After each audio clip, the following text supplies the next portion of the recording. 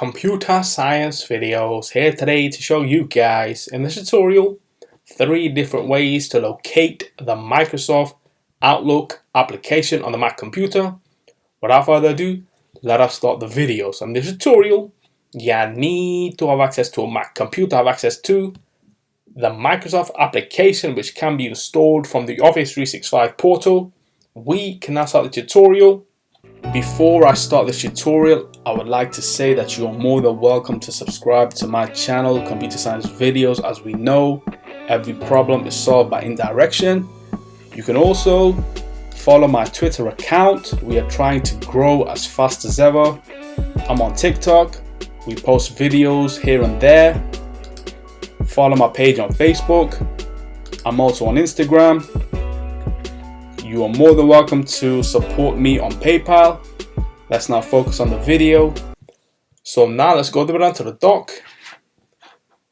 Go to Launchpad. Search for the Microsoft Outlook application.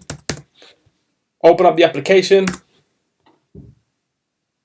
Wait for that to load. And so that is the first way to locate the Outlook application. We can now quit Outlook for the moment. Now let's go down to the dock again. Go to Finder. Go to Applications. Search for the Outlook application. I see it on screen. There we go.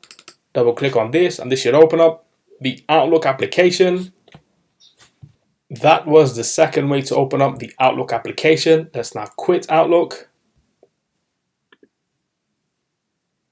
Let's quit Finder. Now let's attempt a Spotlight search. Command space.